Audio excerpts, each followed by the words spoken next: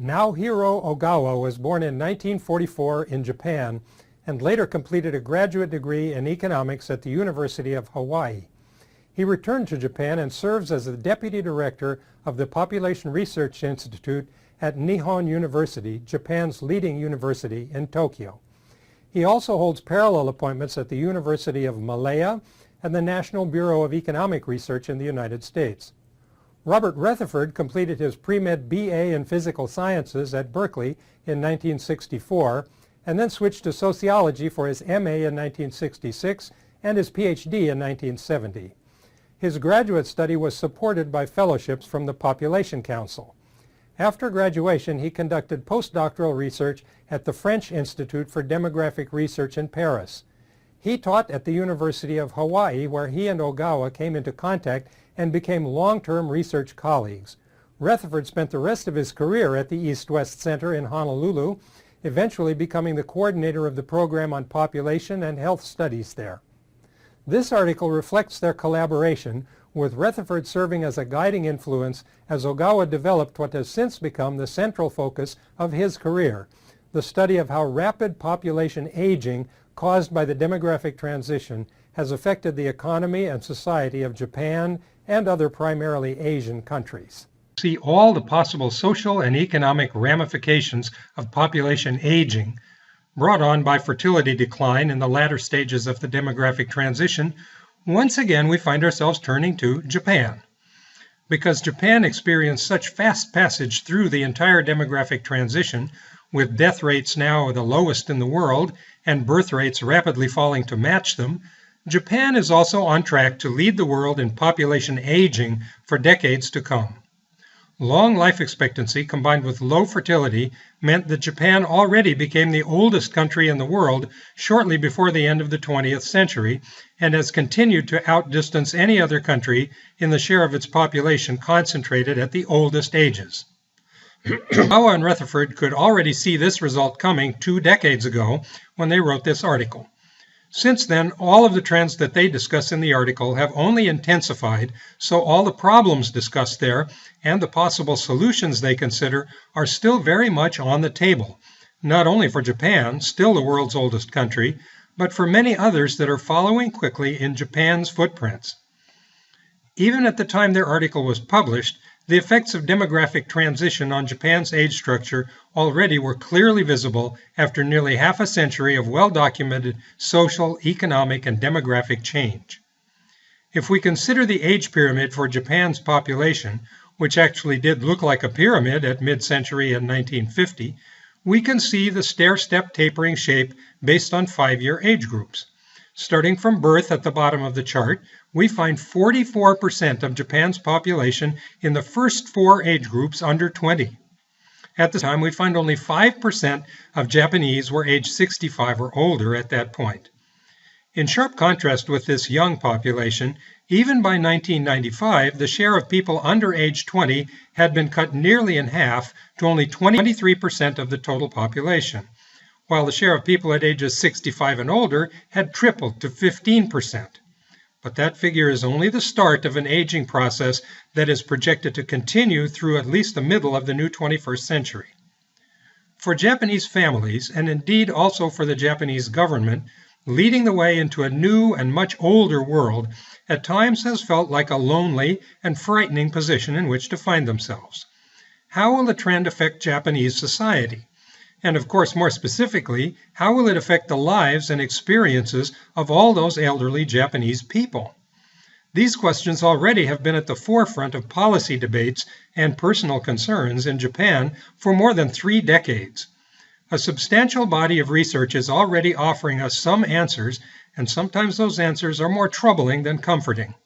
Perhaps the first question that many people in Japan are asking themselves is, how will my own life develop when I eventually pull out of the economically active population and move up into the age range of elderly dependents?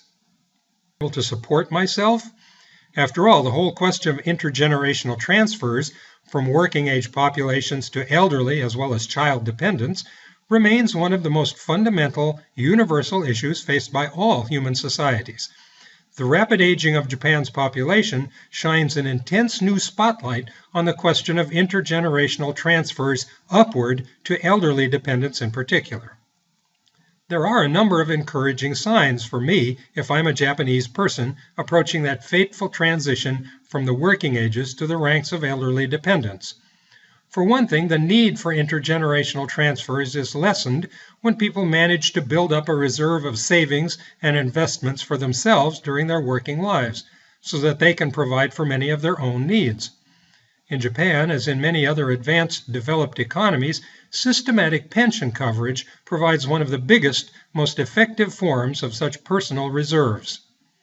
Invests a portion of their earnings into these pension programs while they're working, and the programs provide a guaranteed return of some kind to them later on, when they've left the working ages behind. These pay now, collect later systems come in a dazzling array of different forms. They can be administered as public programs through governments, such as Social Security in the United States, or they can operate as privately run pension plans administered by unions or corporations. They can be based on a formula of defined benefits, which promise a certain level of payments in old age, usually with regular adjustments for changes in inflation rates and the cost of living, or in a formula of defined contributions, in which your eventual benefits are defined strictly in terms of how much you have managed to put in and how well the resulting investments have done over time. In Japan, modernization and economic growth have brought with them rapid increases in the share of the working age population covered by such pension plans. As these covered workers move on into the elderly population, the share of them receiving benefits from these pension plans also has been increasing dramatically.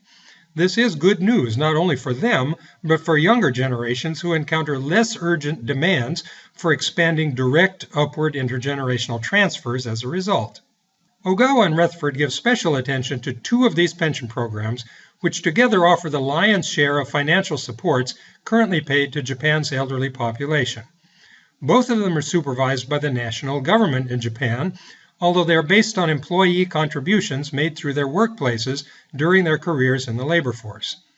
The first of these to appear was actually adopted in Japan at the height of its economic expansion on the eve of World War II, going into effect in 1941, only a few months before the attack on Pearl Harbor at the end of that year. Known as the Employees' Pension Scheme, it has many similarities to the Social Security system in the United States. Workers have payments into the system deducted from their pay, and upon retirement they receive a guaranteed regular pension payments for the rest of their lives. However, the system only applied to certain workers in Japan. The Japanese economy has been described as a gleaming, modern glass and steel machine perched on top of a foundation of slender, fragile bamboo poles for support. The glass and steel machine represents the huge, famous multinational corporations like Sony, Toyota, Honda, JVC, Canon, Hitachi, and many others. These modern global giants, at the cutting edge of economic progress and generating enormous wealth, have always been the chief concern of the Japanese government. That concern dates back all the way to the 1941 founding of this pension system. It was not until 20 years later, in 1961, that the government there got around to a systematic approach to pensions for the slender bamboo poles holding up the bottom of the Japanese economy. These are the countless small proprietorships and craft and service businesses that have less than 5 employees, still following centuries-old traditions in some cases. The national pension scheme developed for this diverse collection of people outside of the glass and steel machine is much less effective as a source of support in old age. The payments into it are small flat fees, not based on incomes, and the benefits later in life are correspondingly small and inadequate as a primary source of financial support in old age.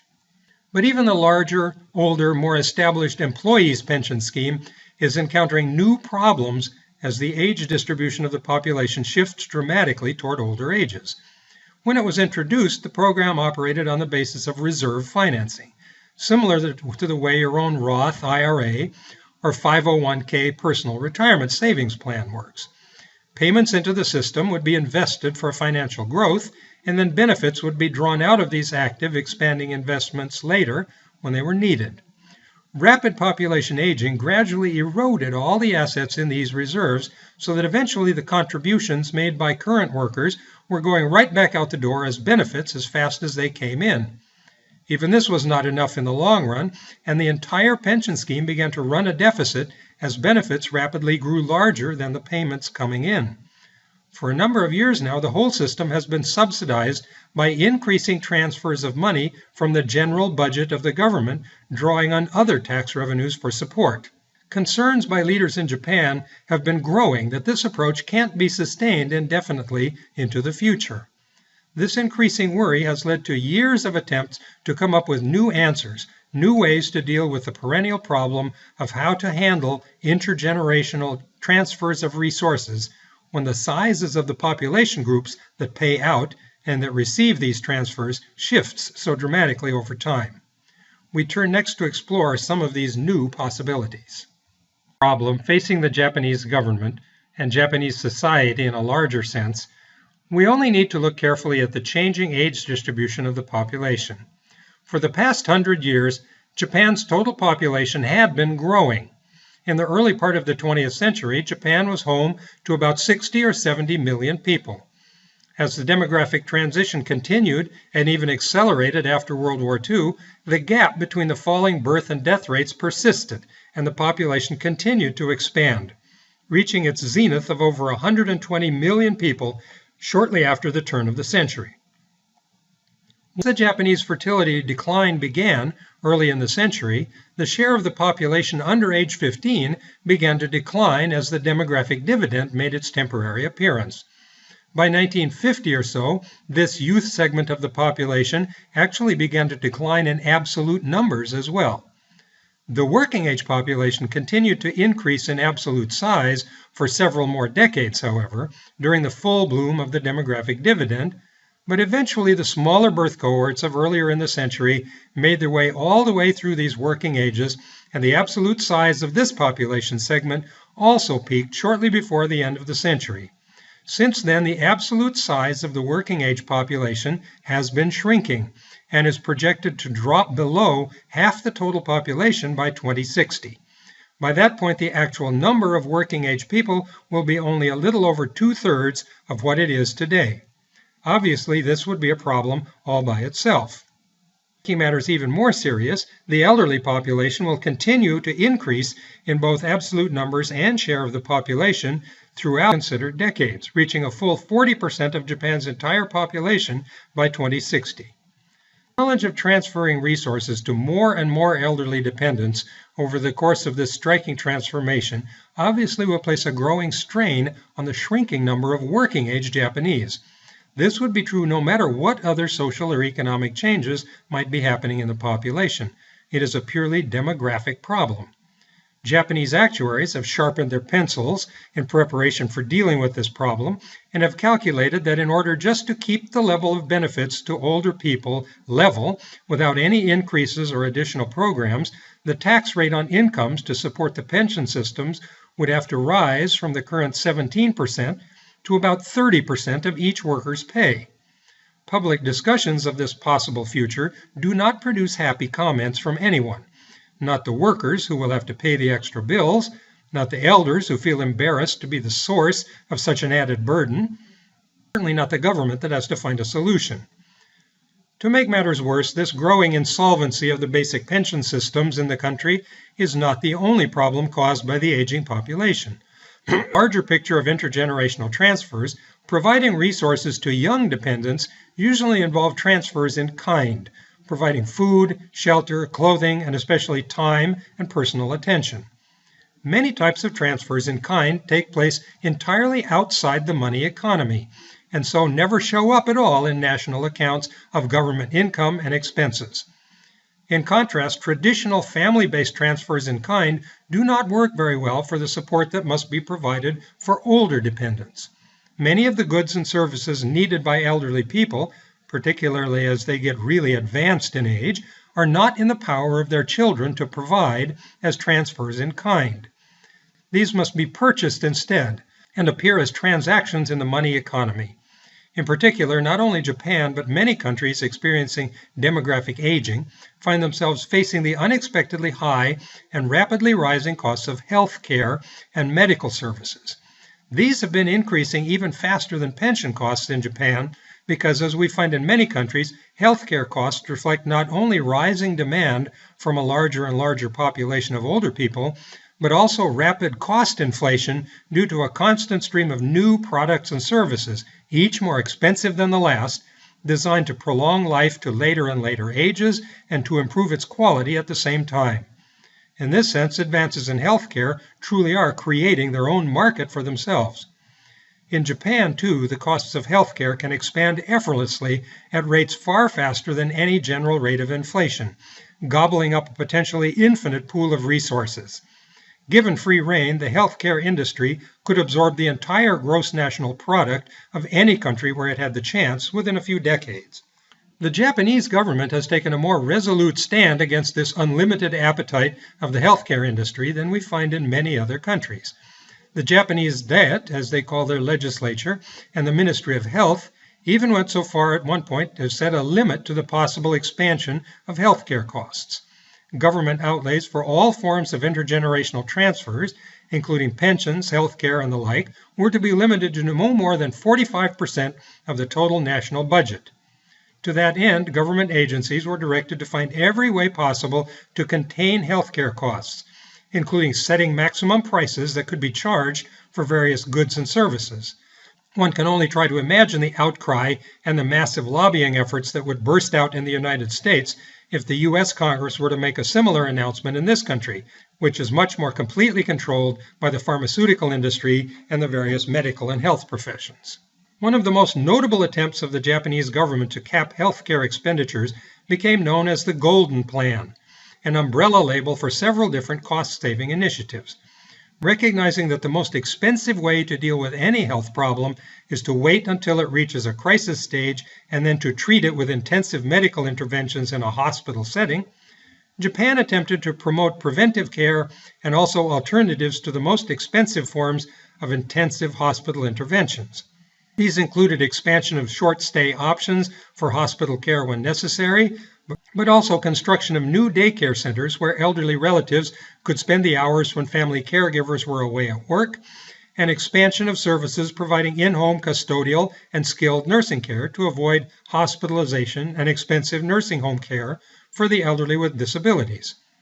All of these programs were designed with an eye towards encouraging wider involvement of families in providing assistance to their elderly relatives. That is, a return to transfers in kind that would not show up in the national budget accounts as cash transactions. But most of these supportive measures, designed to help families and to convince them that it was practical to consider having elderly relatives live at home with them, instead of taking up expensive space in facilities that are part of the cash economy. But most of these supportive measures were designed to help families and to convince them that it was practical to consider having elderly relatives live at home with them, instead of taking up expensive space in facilities that are part of the cash economy. The title of the article, Shifting Costs of Caring for the Elderly Back to the Family in Japan. But the last part of the article's title is even more important than the fact that the Japanese government took the extremely bold and creative step of thinking up this idea in the first place. Ogawa and Retherford ask, will it work? And that is a question that we must answer in the final part of this lecture. Since Ogawa and Retherford published their article, we have learned a lot more about Japan's efforts to deal with the worsening ratio of working age people to old age dependents, and to manage the crisis that this continues to create for intergenerational transfer of resources.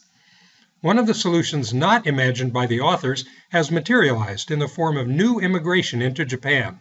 A stream of helpful young adults, usually women, has arrived in Japan in recent years from less wealthy countries, particularly the Philippines and several places in Southeast Asia. These young women are working today in the homes and institutions where all these elderly people are living. While this solution saves some money because such immigrants will work for lower pay, the problem still remains that such care is securely located inside the cash economy of the country. The technical term for all of this caregiving is that these are monetized transactions, care for money. and the money still has to come from somewhere, so at best this is only a partial solution to the problem. An even more seemingly outlandish solution to the need for caregivers also has been pioneered in Japan due to its leadership role in the world of technical advances. While the idea of robotic servants and caregivers remains mostly confined to science fiction in the United States, genuine experiments sort of solution are already well underway in Japan. In fact, this demand for robots who can bring pills, monitor health indicators, and even conduct conversations or lift people in and out of beds and wheelchairs has proven to be one of the strongest economic stimulants of technological experimentation and advancements in Japanese robotics. If other countries find themselves eventually following in Japan's footsteps, as they too face the challenge of an older and older population, you may have to ask yourself how you would actually feel about being taken care of by a robot. As of the present, though, the real question remains whether the ancient and resilient institution of the family will respond to encouragement from the Japanese government and take a dramatically higher profile role in transferring goods and services upward to the older generation in the country. In fact, several realistic grounds for the Japanese government to consider this as an actual plausible solution. For one thing, Japan has a long historical tradition of co-residence of several generations under one roof in a lineally extended household. This tradition sets Japan apart from any other advanced urban industrial society in the world. While the percent of old people living in such multi-generation households is usually in the single digits in other advanced and aging countries like France, Germany, or the United States, in Japan, nearly a third of all old people are living with relatives, including at least 3 generations of family members. But even this impressive level of multi-generational co-residence is only a shadow of what it was not that long ago. If we go back only as far as the 1970s, we find fully half of all older Japanese living in 3-generation households. The direction of change for more than 40 years now has been erosion of this multi-generational option, with more and more elderly Japanese living either alone or with just a spouse instead. To the extent that elderly Japanese couples are managing to live together on their own, and probably to help each other with everyday issues of both care and companionship, this can be interpreted in part as a success story. Better housing, rising incomes, more financial assets, and improving health in old age all contribute to the idea of Japanese families living together apart and enjoying family solidarity at a distance. To some extent, this interpretation might even apply to those elderly persons who live all alone. But certainly at least some of this long-term trend is due to the fact that the elderly couples and primary individuals living alone have few or no other choices available to them. The demographic tide is running against them, and their living arrangements must be at least in part simply a reflection of this reality. Under the old traditions of Japanese multi-generational co-residence, the obligations of children were very clearly defined toward their parents. One of the clearest examples of this stems from the old Confucian rules of natural order and hierarchy that Japan readily imported from Chinese culture many, many centuries ago. The 3 rules state that children obey their parents, wives obey their husbands, and younger brothers obey their older brothers. Hierarchies of generation, gender, and age were assumed to be a natural and virtuous feature of reality itself, not social problems as these hierarchies are usually described in contemporary American society. But with great power, as Uncle Ben says to Peter Parker as Spider-Man, comes great responsibility. It was the duty of the eldest son to provide for care of his elderly parents. Of course, he did not personally stay at home and take care of those parents. This was the duty of his obedient wife, obtained from some other family through arranged marriage. In modern Japan, the fact that this Confucian rule of family life still retains some strength has made it rather awkward for eldest sons to keep up with their peers in the dating scene. Young women in Japan who may be attracted to a young man are reported to ask almost immediately whether he is an eldest son or not. And an affirmative answer usually doesn't help his chances with the young woman because she knows exactly what that would mean for her in the long run. But this tradition appears to be fading away, along with the multi-generational household. Ogawa and Retherford find declining support for the entire range of kin obligations as acceptable norms of life among successive new generations of young adults in Japan. If we broaden our attention to consider all the children in a family rather than just the oldest son, population aging still clearly is creating a very difficult problem. The lower birth rate means that each pair of parents have fewer children who can share any burden of support among themselves when those parents are old and frail. In fact, since the share of Japanese women who are remaining childless is growing, an increasing fraction of that elderly population will have no children at all, which means no possibility of such children as caregivers. If you are an only child, not only will you be the only option for both of your parents when they need help, but you might even find yourself responsible for providing care for aunts and uncles who never had children of their own. The demographic weight of an elderly generation will be greater on the shoulders of each member of a younger generation that is smaller because of low birth rates in the past. As if the purely demographic aspect of the problem were not enough, Japan also clearly is experiencing a rapid increase in the share of women who hold active paying jobs in the labor force. This is good news on one hand because they are then paying taxes and helping the government with budget problems. But on the other hand, if we think back to that eldest son who feels the traditional obligation to provide care for his parents, he may no longer have the option of asking his wife to handle the matter. She may be bringing home a very nice paycheck of her own, and the two of them may have to hire people to provide such care at market prices for such work. The bottom line for Japan, and quite possibly for the United States and other developed countries that are simply lagging a few decades behind Japan in this process, is how to maintain the intergenerational transfers from working ages to dependent elderly people when the age dependency ratio begins to run away with the race. Are such transfers going to be paid as part of the cash economy, or will they be unpaid transfers in kind? Either way, who is going to be designated as the normal and proper person or persons to be delivering such care? Who pays, either in terms of money or of time and attention spent on the growing ranks of older people? It is more convenient if we can get on with our personal lives and preoccupations as adults than somehow pay somebody else to handle the elderly problem. But is this realistic in an aging population? Can any population actually afford to monetize all that care? For comparison, imagine how much it would cost to fully monetize every aspect of care for infants and young children. Imagine that we have to pay somebody to change each baby's diaper, to warm up each bottle of formula and serve it, to put somebody down for a nap and feed them their baby food, and so on. The whole idea is crazy. This would use up all the money in society. We would have to reclaim all the profits being made by corporations, all the money paid to doctors and lawyers and bus drivers and teachers, and recycle it into paying for dependent care. Instead, we just expect parents to do all of these things for free. It is simply their duty as parents. But this is exactly the choice we also face with older dependents in growing numbers. Are we going to have to start thinking about our duty as children? So can we learn anything from Japan before it's too late? Are they giving us any hints about how we might get creative in dealing with the aging of our own populations?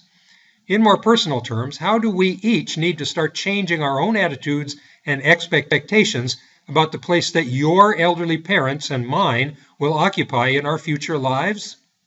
Maybe we can't continue to assume that once we become independent adults, we all just go prancing off merrily into our own individualized futures, perhaps worrying about our children, but not really concerned with our parents as a day-to-day issue. If you are fabulously wealthy, you may be able to hire inexpensive immigrants of your own to help with your parents. But if you're not, maybe you need to start thinking about where they might fit into your own house eventually, and how you will make time to take them to the doctor and learn to let them choose some of the TV programs you watch. Perhaps we should be paying attention to how these things develop in Japan much more carefully than we have been so far.